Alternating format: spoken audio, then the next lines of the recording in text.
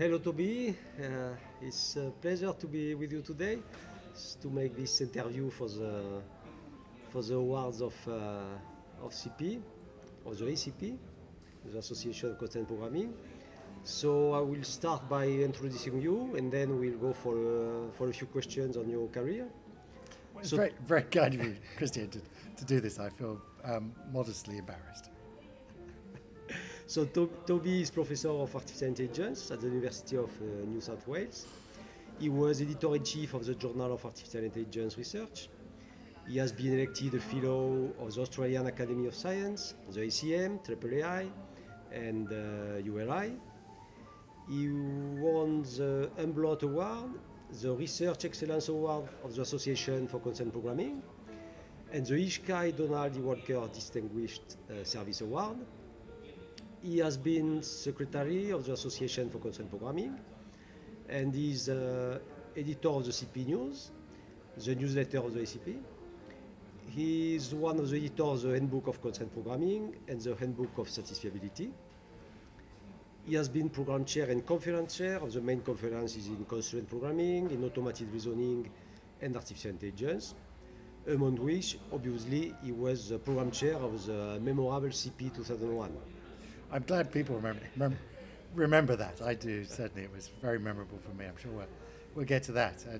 And I'm doubly embarrassed because you are the person interviewing me.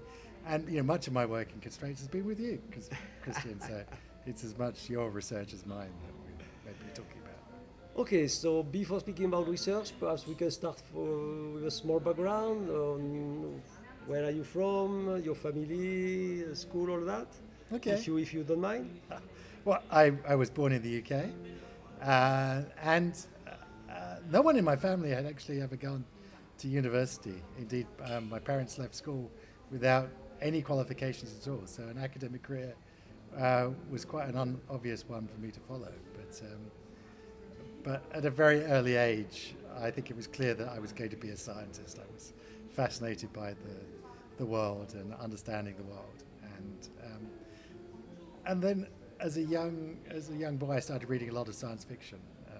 My favourite author was Arthur C. Clarke, 2001: Space Odyssey, and all his other novels. And I realised quite quickly, when I was like 11 or 12, I got given access to a computer.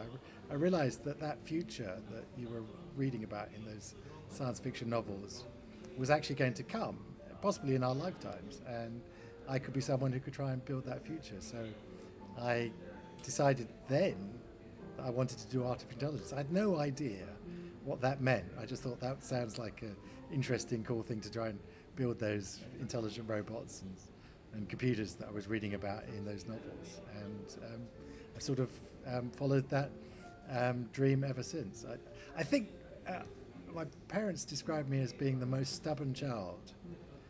Stubbornness is the adjective they always produce. And so I had stubbornly decided when I was 11 that was what I wanted to do, and so that's what I did. Wow, great. But you did some studies in physics, if I remember well. That's right, yeah. So you made some... Sort of. I mean, the problem was that I also decided I wanted to go to Cambridge. Cambridge is a very good university, better than Oxford if you want to do science. But back then, you couldn't study artificial intelligence as an undergraduate, so you had to do something else. And at Cambridge, a very old-fashioned university, you couldn't even study computer science other than in your second or third final year. So you had to enter to do something else. So I entered doing theoretical physics and mathematics. I was actually largely a mathematician. I wasn't much of a physicist, but theoretical physics is largely maths. And I thought the maths would be useful, and that I'd already decided that as soon as I've finished my undergraduate, I would actually go and study at Edinburgh, which had at the time the only department of artificial intelligence in the world. And so when they did a master's and a PhD. My undergraduate education was, I thought the maths would be useful. And the funny thing about the maths, I remember, you do some pretty serious maths at Cambridge. It's a very good, strong maths department there. And I remember studying abstract algebras and group theory, and I'm thinking, well, this is okay, but I will never use this. I mean, this will never be practically useful for me. And I remember when I was working on symmetries in Constraints, realizing that's exactly what I was studying, the group theory of the symmetries of a problem. You know, that how silly I was to have thought I would never use those ideas. It turns out, of course, I did actually end up, you know, writing a bunch of papers where I talked about, you know, the symmetry groups of a particular problem. Okay, before going too fast to your career, I would like to come back a bit, to backtrack to your young years. Did you have, apart from school, and did you have some hobbies? Because I know that you made a lot of sports, and you still make a lot of sports. So, as a kid or teenager, apart from school, what kind of kid were you? I was quite a studious kid. I was always in the library reading books. But I was actually messing around in boats a lot. So my father actually had a business building boats. He was a boat builder. He built himself up. So I spent most of my spare time in and around boats. You know, we always had boats. I was a Sea Scout. So at weekends I would go down to the Sea Scout hut and we would go out and mess around in boats. So I spent, and I still have a very fond feelings towards the sea, and I love being out on water because of that. I spent most of my time, and we lived right by the sea as well. I mean, we could hear the sea from our balcony. Throw a stone into we lived on the Thames estuary, so at the mouth of the Thames River, and so I did a lot of sailing in small boats and big boats. I could tell a funny story. I might as well tell a funny story, which was when I was doing my PhD in Edinburgh. I'm sorry, I keep on jumping forwards, but you know, I did. I think probably the most serious bit of sailing I did. I went on a race across the Atlantic Ocean, and I was in the middle of my PhD. But it takes 3 or 4 weeks to sail across the Atlantic Ocean, even in a fast boat. And then it was Christmas, and I spent Christmas and New Year. Had a very nice holiday with my parents. It was my father's boat, sailing around the Caribbean. And I remember coming back to Edinburgh. It was 2 or 3 months later, and bumping into my supervisor, Professor Alan Bundy, in the corridor. And there was an obvious look of surprise upon his eyes as he saw me. He said, "Oh, Toby, you're back. You're still doing a PhD then?" And I said, "Yeah, I did tell you I was going away for a few weeks." Excuse me, we are doing a video, we are recording. For the benefit of the listener, we're actually in the bar in the hotel at the Ichigai conference, and so we're in Jeju Island. In Jeju in South Korea. Okay, so you spoke a bit about Alan Bundy. So this was one of my questions. How did you? Okay, you spoke about you went to Cambridge, and then you decided to do computer science, but how did you choose or fail on Alan Bundy? Is it by chance? Was it a choice? Because life is full of random acts that, you know, hopefully one's lucky in life and the random things fall the right way. And that was one of the cases in my life where the cards fell, and I was very lucky the way the cards fell. I did know that, you know, Edinburgh was the place to do artificial intelligence, one of the 2 best places in the UK at the time. And so I went there and studied a master's. And I quickly gravitated towards Alan Bundy and his research group in mathematical reasoning group. And they obviously aligned very closely with my own abilities, limited abilities that I had, and my particular interests. And so, but that was, I had no idea before I arrived at Edinburgh what an important choice that was. And because, you know, your PhD supervisor does turn out to be a very formative influence upon your own research, the research directions you follow, the research skills you pick up. And Alan Bundy was a fantastic researcher in his own right, with research interests that actually I discovered that were, you know, actually quite close to mine. So it was very fortuitous that I fell into his orbit and became his PhD student. So I'm immensely thankful to Alan, who's now an emeritus professor at Edinburgh, somewhat retired, but nevertheless, his influence upon my research career was immense, and so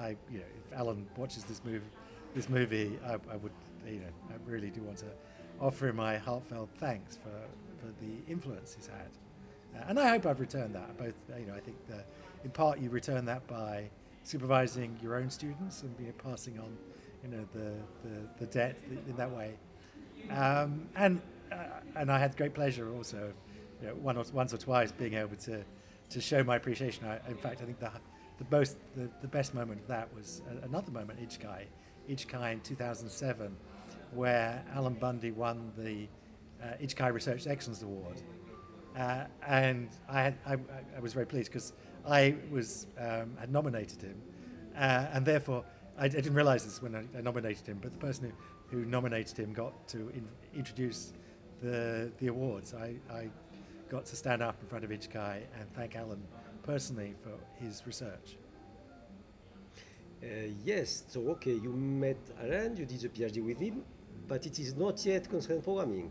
What is the next step? No, it wasn't. It wasn't. I mean, my research has always slowly drifted across topics. So with Alan, of course, Alan was charged of the mathematical reasoning group. He was interested in automated theorem proving, inductive theorem proving, and we did some interesting work there in my thesis along those lines. An important part of theorem proving, first order and inductive theorem proving, is the propositional side of the theorem proving. And this was the early 90s. And so I'd started to get interested in propositional theorem proving and satisfiability. And it was a wonderful time to be working in that field, because there was a lot of interesting things going on. There were local search methods like GSAT that were being introduced. There were these learning-based solvers like MiniSat and Chaff that had been implemented. There was the SAT competition that was really helping to push forwards the field. And so I started to do a lot of work in SAT, which is a close cousin of constraints. And I think some of the contributions I've made to this constraint programming QG have been trying to connect it better to the work that's been going on SAT, and showing actually the very close parallels and things like when you're doing learning in constraints, you're learning no-goods. So this is very much taken from the SAT world, and things like the data structures, the watch literals and so on, that were being very useful in the SAT solvers were equally going to be useful when you were doing lazy clause generation in constraints. And so trying to bring those two communities together, which always struck me as very strange. They were so intellectually close, and yet there were very few people, apart from myself and people like Ian Gent, who were in the intersection between those two communities. And yet it seemed to me most of the time I felt we were doing pretty much the same stuff. And yes, you spoke about the NJET, so this is the next point I wanted to address with you is, okay, Alan Bundy, the PhD, then Constraint, and then there is a period of your life where, seen from outside, it looked such an exciting time, that this pair, Walsh Gent, was so productive and looking so excited and so funny about what they were doing. It was very... Seen from outside, it was really amazing, impressive. Well, it was always Jen Walsh. I've always gone for alphabetical order, and it was always fantastic. The funny thing is that Ian and my careers had actually danced together. He had gone to Cambridge at the same time as me and studied maths. He then went to Warwick, where he worked with Tony Cohen, who was his supervisor. Tony Cohen turned out to be my PhD examiner. And then he'd come up to Edinburgh, and we were both postdocs in Edinburgh together. And then at that point, we'd known each other quite well for a number of years. I forgot. You'll see. He did his masters in Edinburgh and then did his PhD with Tony.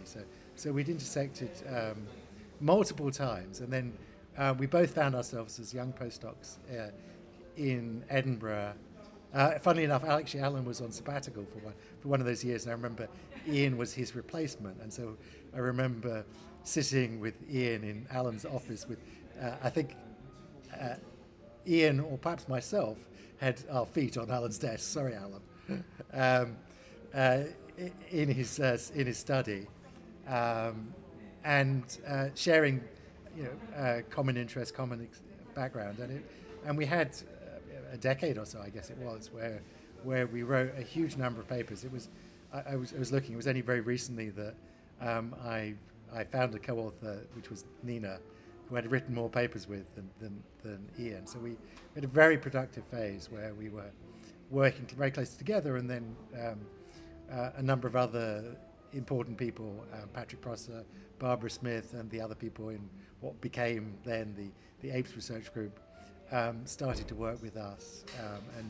And yeah, it was a marvelous time of work. At that time, I think I used to joke with Ian. He spent more time with me than he did with his wife, Judith. His wife at the time was a postdoc in Cornell with Bob Constable, and so to begin with, before she moved to Scotland, there was a bit of a transatlantic relationship. Although I claim credit because I introduced Ian to Judith at some point when we were at a summer school together. So whilst I was occupying Ian's time away from his wife, I felt I could justify that by having helped introduce him to his wife. Okay, so I will change a bit the order in my question, because you just spoke a bit about the APES group, and of course it was one of my questions.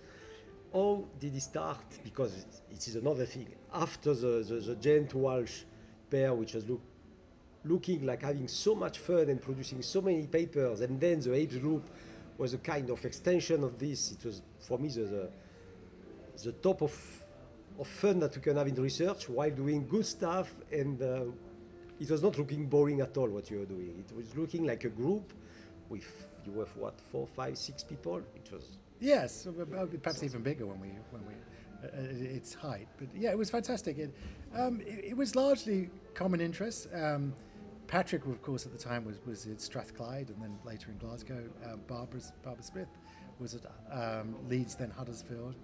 But we shared, I think we probably met, all sort of coalesced together, probably at an ECI conference, ECI 94, I suspect it was, where we realized that we shared lots of common interests. It began by thinking about phase transitions in constraints and satisfiability. That was a common theme that Ian and I had been looking at those in SAT, and Barbara started looking at those in constraints, and Patrick was interested in those, and so we found a lot of common interests, and we found very sympathetic individuals. And this, again, surprised. As I didn't have an academic background, I had no expectation what to expect, but to discover that research is a very collaborative process, and is much better done with other people, which is strange, because when you do a PhD, it's an individual research project, and it has to be in some sense, right? You're demonstrating you can do some research. But as soon as you finish a PhD, you start collaborating like mad with people, and that's both much more productive, because you bring complementary skills together, so that I might be an expert on some complexity, and this other person is a daemon programmer or a person at running experiments, and so and just different background, different knowledge to a problem. And so I actually consider any of my single author papers failures, that I failed to interest someone else to work on the topic. And the work that I've done in collaboration with other people, always much more solid, because it brings at least two people's perspectives. You persuaded someone else that was the right thing to do as you're writing the paper, and so that was I was quite surprised to discover how important it was to collaborate, and actually how much fun it was to collaborate as well. It's so much more fun. Research is quite a lonely, frustrating experience, but to be able to sit in front of a whiteboard with people and throw out ideas, and so often you would say something half-formed, and the other person was much smarter, and they would actually interpret it in a much smarter way, and somehow that turned out to be the right answer. So we had a fantastic time for a decade or so with the APES research group, as people were working on those topics. And sadly, like all these things, it had its moment. We shared some common interests, and then it slowly, I think we slowly drifted into other topics, and other professional commitments started taking over, and people started moving elsewhere. But then, then I'm very pleased to say that Christian, you and I, and the comics, picked up and did the same again. And yes, I wanted to say that I visited only once the Apes group. You were not there that day, so I didn't meet you for that visit. But Jan and Patrick explained the way you were working with the footnotes and all that, and then convinced me to do the same thing in my group in France. So I built what was called the Coconut Group at the beginning with people a bit around France, and we started the same kind of thing, which was wonderful. And then, of course, we continued the comics, which was even better. And yes, this system of doing research that I totally inspired by the Apes group was really wonderful. And there's, I think it's worth discussing. There's a couple of ingredients I think that went into that. One was just to find interesting, sympathetic people who you could easily work with, engage with, who had complementary skills and complementary interests. But and a really important component of it also was FaceTime, spending time with people. I was always very much convinced that once you know people, it's possible to work on research topics remotely by email, by Slack or whatever it is. But certainly at the beginning, you'd have to go and spend time working with people. And so, I would deliberately say, well, we're going to come and spend a week or two. I think once we got it up to 2 weeks, but we decided that was just too exhausting, I think, at the 2-week visit. But so we decided that, we'd come for a week and have a very intense research experience where, the other great thing is if you go and visit someone, you're taken out of your normal life.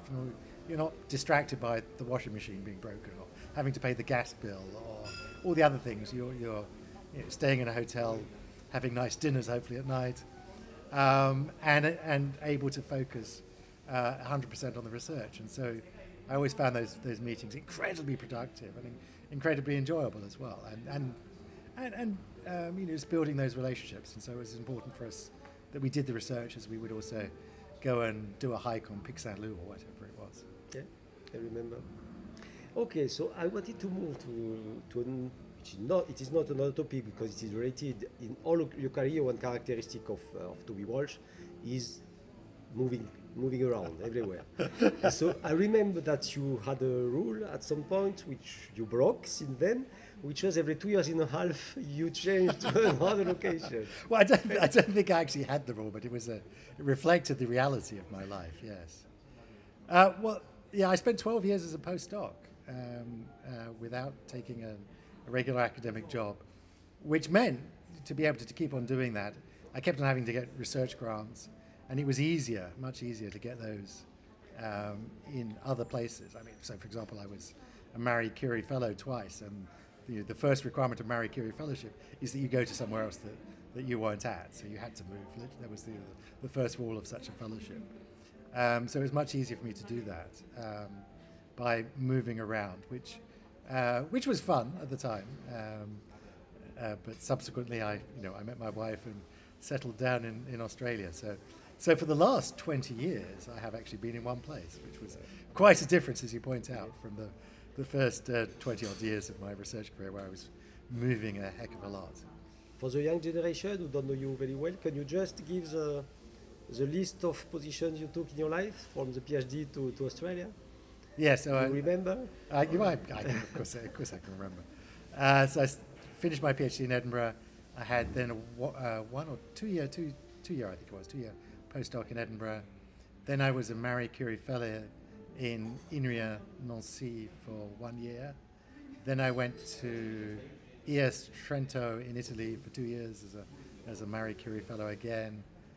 Then I went back to Glasgow, and I was a postdoctoral fellow on a research grant we'd written with Patrick and Ian at Strathclyde.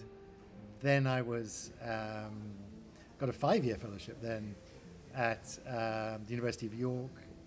I spent only, I think, 2 or 3 years before I then took up Jean's offer to move to 4C, the Constraint Computation Centre in Ireland. I was there for 2 and a bit years. And then I took the offer to take a job in Australia.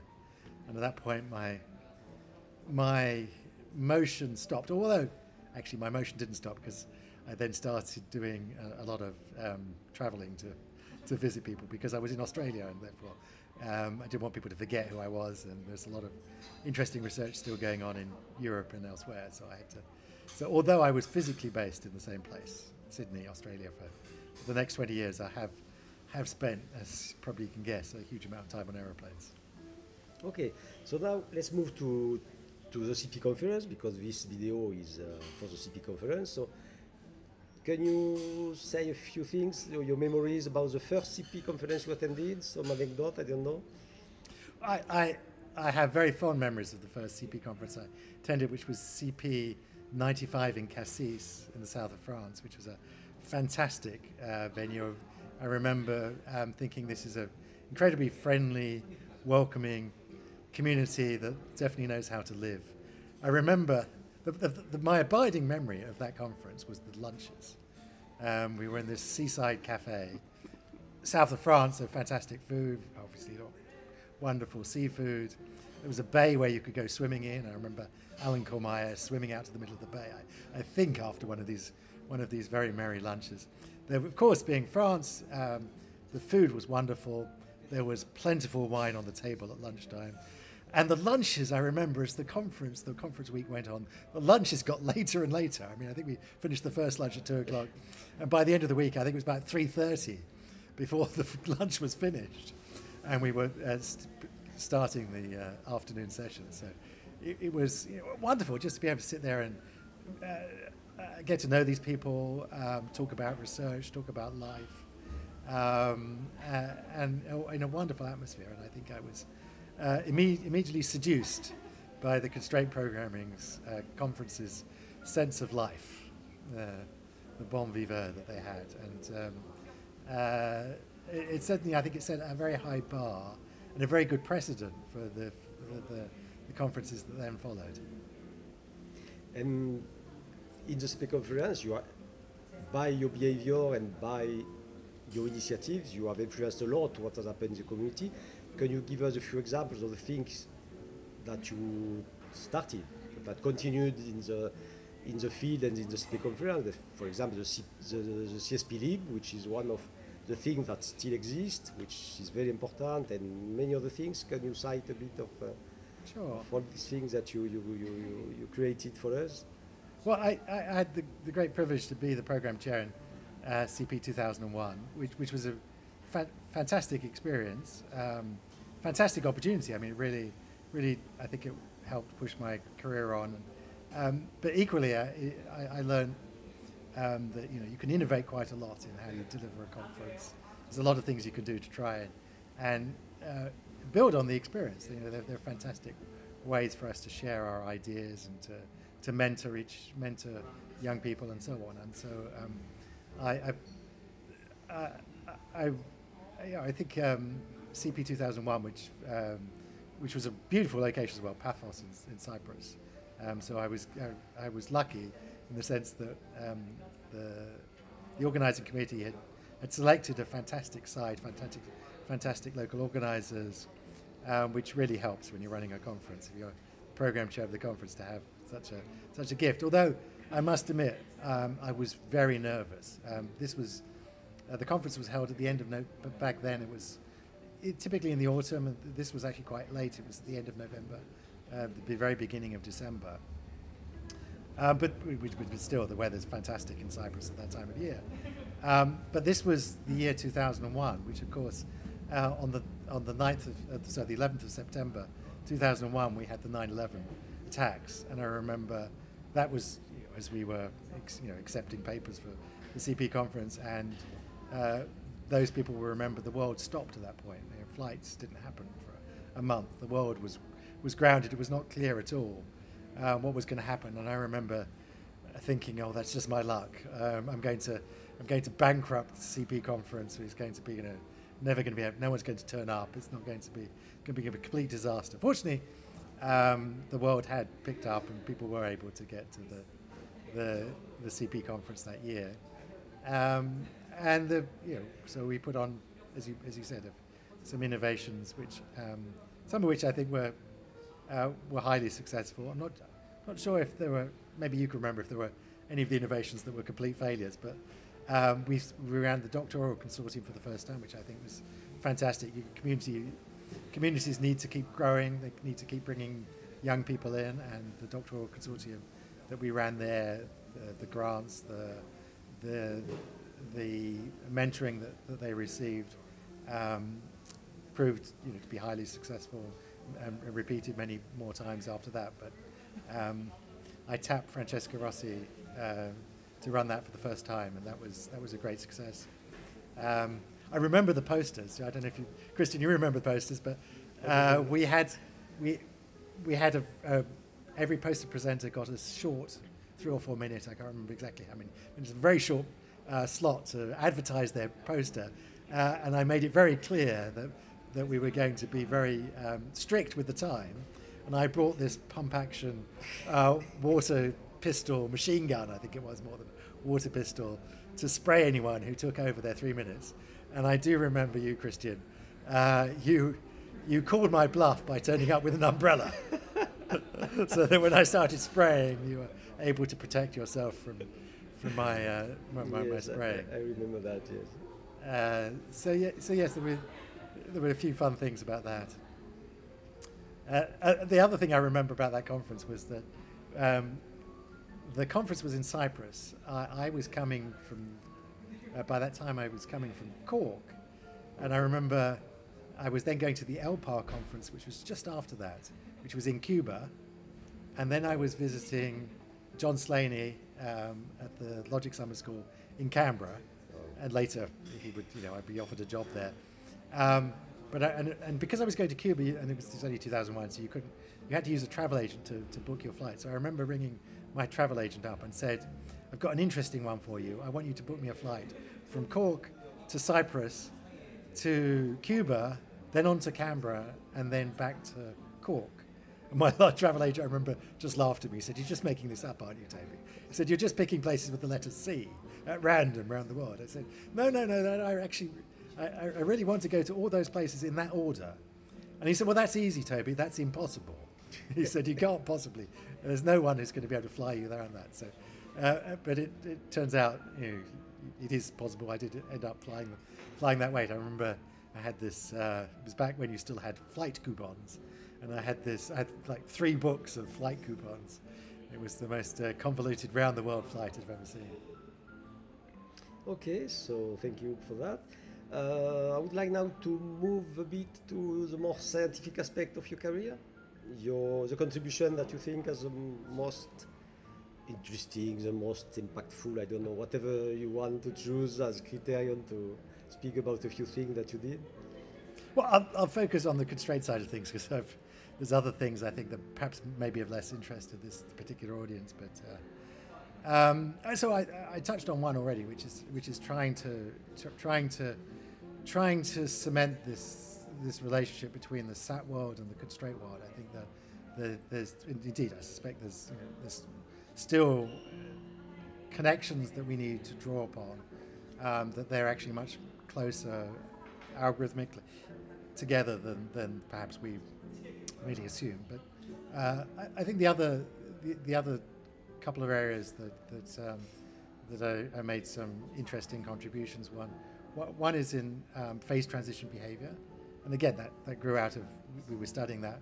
It was very nicely studied in the world of SAT. There was this wonderful 4.2, 4.3 result, but taking those ideas and seeing how they played out in these richer constraint domains, and even on optimization problems, we looked at them in the traveling salesman optimization problem as well. So just showing that there was I remember there was a time where I was doing a lot of work understanding where problem hardness was and phase transition behavior. And I remember one year, it was in the late 90s, I suspect, where I said to myself, I'm going to write a paper that doesn't use the word phase transition. And I remember at the end of the year realizing I'd failed, every paper I'd written that year, it still had the word phase transition. So it took me, I think, the second year before I managed to wean myself off working on phase transitions. So there was a lot of interesting work on phase transitions, very, and helped us, understand, the performance of algorithms better. Then the work that we actually, you and I mostly did on global constraints, which again, I remember that comes from my background in SAT. When I came and started looking and understanding how constraints work, it was natural to realize, well, wait a second, one of the unique, beautiful things that constraints have that we don't have in SAT are global constraints, and therefore I wanted to, I felt you really had to want to understand them better. So both in developing interesting new global constraints and propagation algorithms for them, but then also on a more fundamental level, I think I still like a lot the work that we did, looking at just from an abstract complexity point of view, the properties of global constraints and the limitations of the global constraints. That what you can and can't do with global constraints, and pushing that in various directions, both in terms of understanding things like the network flows that people get to use, and then the decompositions. And so the work that we did with things like the regular language constraint, and seeing how you could decompose it beautifully into a bunch of actually no-goods, and propagating those would actually give you generalized R consistency. So some wonderful algorithmic contributions, and then that sort of also morphed into the work we did on modeling and thinking about, again, this comes out of global constraints are a wonderful tool to help you model problems. That's one of the things, the benefits you get in working constraint programming, say working in SAT, is this rich constraint language in which to represent problems. But then how do you decide what's a good model? How do people will learn in the space of all the possible models which are the best ways to represent this particular problem when they are logically equivalent but very different? And so the work we did on dual models and permutation models and understanding these issues. So that in many respects, I think there's a nice thread that connects all this work together once you understand what were the issues. Thank you, Toby. Let us move to something which is still scientific, but not on the scientific contribution, which is your experience that you have. You have been program chair, conference chair of an amazing number of big conferences. What kind of lessons you learned about this huge experience that you had as a program chair or Ishkai program chair, CP program chair? And I will not continue because I will forget many of them. Is there something that you can tell people about what you didn't know before doing all these things, and now that this experience gave you? Well, I think we have a real duty as to contribute to the communities we're in, and that helps make those communities work. And if you go to a lot of conferences, then I think you're obliged to pull your own weight. So, but it's a fantastic privilege to be able to be asked to do these jobs, because it's very given the importance that we put, perhaps too great an importance we put on conferences in our area. It's a great responsibility to try and select a quality scientific program. And you get to shape and influence that in various ways by the invited speakers you pick, the way that you put the papers together. I mean, it's quite interesting. Sometimes you could find some beautiful combinations of papers together where actually something comes out of the fact that someone presents it and then someone presents something that actually fits very closely together, and you see the sum being more than the parts. And then being able to help grow the community by doing new things within the conference, whether it be a doctoral consortium or speed dating. I remember at the AAAI conference I started them on speed dating as a way to get people to network better, and then just enjoying the conferences are where we get to where we get to hang out with our colleagues and build our relationships, and the importance that has. I mean, science is at the end of the day quite a social activity. I mean, people may not realize it, but it's and being able to put on special entertainment. When we ran the Ichikai conference in 2011, we commissioned a new opera, and we hired the Palais de Musica, which is a UNESCO site of World Heritage, amazing Art Deco hall. It cost us €40,000 to hire it for the evening, and put on the premiere of a new opera about robots that Sonny recorded. That's great. That's a lot of fun as well. When you're running a big conference, I mean, it's actually quite a large business. I mean, something like Ichikai, where I've been local chair in Melbourne. We're going to be running it again, hopefully soon. The budget's over $1 million. You're spending a couple $100,000 a day. I was trying to explain it to a family friend. I said it's hard to compare what it is. The best comparison I came up with is it's like making a movie where you're spending a couple $100,000 a day.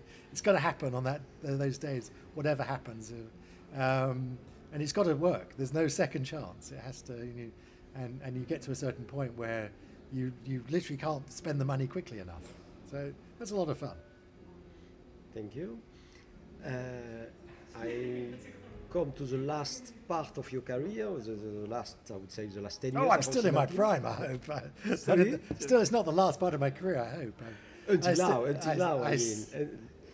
You became, everybody knows that you became a star of the media. you are interviewed probably almost every day, or at least once per week is a minimum, I imagine, by radios, TV. Things for specialized audience, but mainly for general audience. How it started, and can you tell us a bit about that? How you pass the message when it is for the general audience? What kind of message we should pass? And all this, but start by how it started like that. How you started the process? It started pretty much 2016 when AlphaGo hit the headlines and people started to wake up to the opportunities, the prospects that artificial intelligence was starting to arrive and starting to have an impact upon our lives, and what was that going to do, how was that going to impact upon jobs or work and everything else. And I must admit, I thought it got pretty wild, and the phone was ringing a lot with journalists ringing me up, and then ChatGPT was released 2 years ago, and then doubled again. I couldn't believe quite how people became so interested in the topic, and I felt, again, there's a real responsibility we have as scientists to try and explain to people, what the technology can do and what it can't do, to ensure that people's fears and hopes are suitably aligned with the reality of the technology, and that there were a lot of voices, a lot of people talking about AI who didn't really know anything about AI, that they were either in other disciplines like physics or were coming from a very Hollywood-like perspective. So there was a necessity, in fact, I think, to try and ground it in the reality of what the technology was going to deliver and what it was not going to deliver, and that it was important that we as scientists had that conversation. And as someone who'd been in the field for some time, I had a responsibility as much as everyone, and I guess also it's something that it's the benefit of having an academic position now. I'm a professor at the university. I have essentially a tenured position. I don't need to write another CP paper or another Ichikai paper. That's not going to make much of a difference on my career. Therefore, I have the time, if I choose, to put into this. Whereas if I look at my young colleagues, I can't with honesty suggest to them that they should put the time and effort into doing some of this stuff, because the reward structure isn't there for them. That they need definitely to write that other Ichikai paper, to get that next journal paper written, because that's going to make a difference to their career progression. But in my case, it won't. And therefore, I have a responsibility to them to answer those questions. Yeah, thank you. Now, And I should say, I mean, it's been an interesting ride as well. I mean, I never expected to meet some of the people I had, or to have had some of the interesting opportunities. To be invited to the United Nations to talk about some of the issues around autonomous weapons, to meet prime ministers, kings, and these things were complete surprises to me.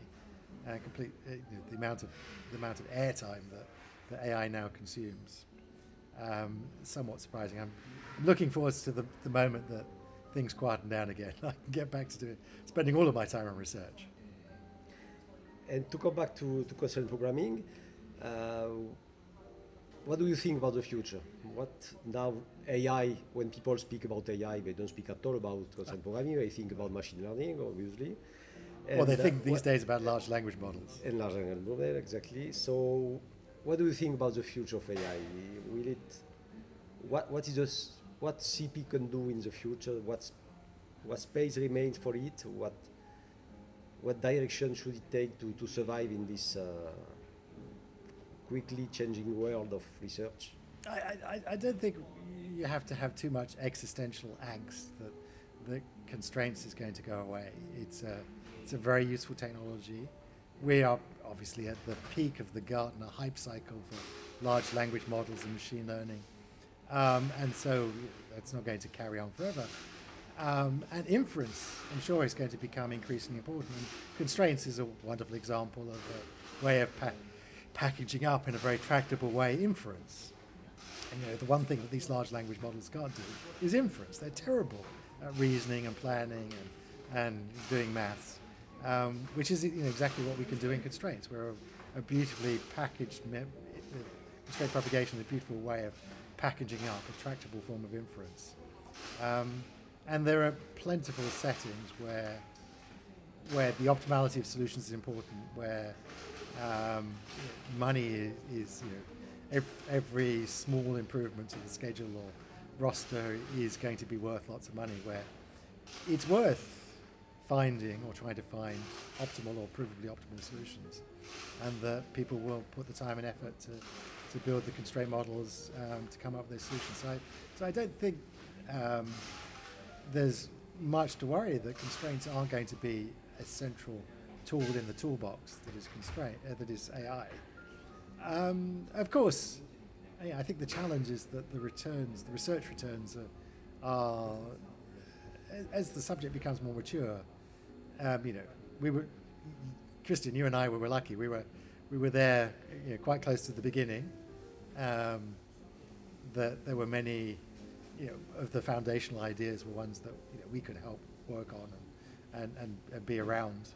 But of course, it becomes, as a subject becomes more and more mature, the returns become more and more incremental naturally. I mean, that's not a criticism of the methods. That's just that our understanding is now richer and the opportunities are smaller. But then new domains of application arise in which there'll be new global constraints needed and new modeling ideas and new forms of symmetry. So it seems to me that although the work may become somewhat more specialized inherently because of the maturity of the subject, that it doesn't surprise me at all that constraint programming has proved to be a very long-running, rich, fertile, successful area of research. At this point of your career that you have seen already done a lot, is there one thing that you have some regret that you should have done or you missed, you have not done, I don't know? Well, I'm reminded of those wonderful lyrics. I'm going to switch to French, of course. Je ne regrette rien. I'm not one actually for dwelling too much on decisions. I think it's a natural failing of people in our area, because what we do is try and get computers to make better decisions, and try and find the optimal decision. So we think greatly about the decisions that we make as individuals as much as our computers do. And the mistake we make there is that we often think, well, there's an optimal decision to be made, and if I think carefully about this, I'll come up with the optimal decision. Not realizing in many cases that sometimes any decision is the best decision in some sense. That you will never know what the counterfactual, what the alternative is.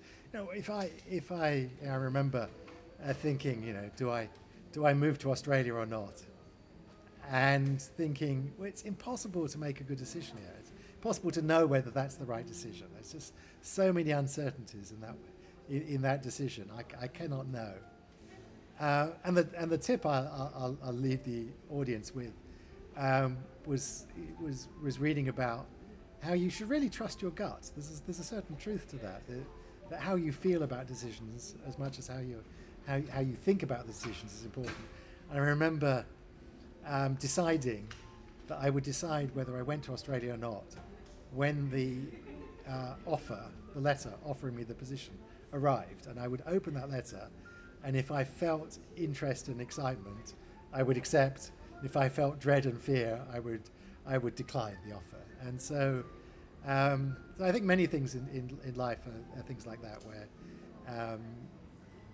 it's not worth having regrets. You need to make a decision. Hopefully it was a good decision, but you know, there aren't too many decisions which are irreversible. You can't undo them in some way. And I feel very blessed in life that I've had a very wonderful research career so far. I've worked with some fantastic people like yourself, Christian. I've worked on some really fun problems. I can't imagine that people pay me to do this. I still wake up in the morning thinking I'm so lucky. I get up in the morning, I think about problems. They're interesting. Isn't that fantastic? How lucky I am in life. Good. And of course the world is different, is more difficult now, but if you had to give suggestions or recommendations to young researchers who are just starting the career, it is not, as you were saying, it is not as easy as it could be when we were young, but still there are things that, recommendations that perhaps you can give to people, young researchers. What to do or not? There's a lot. I mean, I think how long have we got? Have we got another hour here, Christian? Because I think there's a lot I would want to share actually with people to help them on their journeys.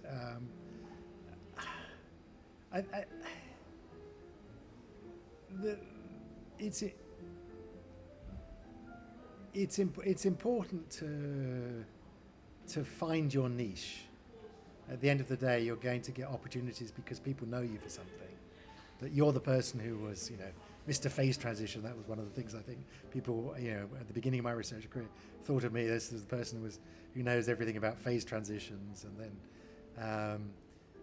so I think it's important to, you know, find a topic where you are the person that people think of when they're thinking of that topic, and become known for that.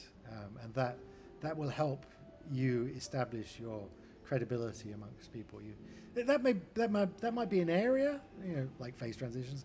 It may be a tool. You might be, you know, you're the parameterized complexity person who comes in and is, you know, an ace with finding, you know, the parameterized complexity analysis of these problems. Or so it could be, there's a variety of ways to be known. But I think you've got to find a little niche so that you can become recognized, and then with that, opportunities will come your way. And then to realize that you need to just seize those opportunities. Organizing a conference, visiting people. I frequently started collaborating with people because I thought, well, I want to work with that person. I remember dear old Fahim Bacchus, who's sadly not with us anymore. I remember reading some of his papers thinking, oh, he really looks at the world like I do. He's a very smart guy, and he's written some really fantastic papers. I'd love to go and work with him. And so I just invited myself to Toronto and said, so I said to Fahim, can I come and visit for a week? Unfortunately, I had some money, so it didn't cost him anything. So it was a low risk decision for him to accept. And then just hang out with him for a week. His wonderful family, his son Luke, and we started writing some, you know, interesting, fun papers together. And then I wrote a whole bunch of papers with Fahim, literally because I decided I wanted to work with him, and that worked out. Because you have to, coming back to what we said earlier, which is you have to spend face time with people. So I engineered the opportunity to spend face time with him. So I would encourage people to do that, to seize those opportunities. Think who would you like to work with? Working with people is just such a fantastic pleasure and privilege in science. It's a very collaborative endeavour, and it's remarkably easy to actually start working with people. Maybe you have to find the right people with similar interests, but once you do that, most people are very receptive to the idea of finding a like-minded person to work on a topic, and those relationships are highly productive from a scientific perspective, but highly productive from a personal perspective. I really value those relationships. Thank you. So we arrive at the end of this interview. We already spoke about many things. I have one just small last question, because you are very famous for everything that you have done in your community, but there is another criterion that people know you a lot about, is your style of dressing. Where does it come from? Where did it start? And because it is one of the first things people who don't know you say about. Well, I go back to my observation, which is you want to be known for something. So at the very least, I'd be known for wearing jackets and shorts and the style of my dressing. So yeah, I think it is important. Maybe I'm ahead of my time in terms of having a brand. Someone did say to me the other day recently, he said your dress sense has improved a bit, Toby. And I noticed the note. Yeah, I noticed that coincided with my meeting my wife and getting married, and she does help, but she chooses much better shirts and clothes for me than I perhaps chose for myself. So finding a good spouse might be a good tip there. But yes, I do think it is worth being remembered. But maybe it's because you write titles of papers with jokes in them or whatever it is. But it is nice it is helpful in terms of building your reputation and brand, perhaps, to have done that. But I assure you, I dress like this at home. So it's not, I don't just do it for conferences. This is my normal wardrobe. So.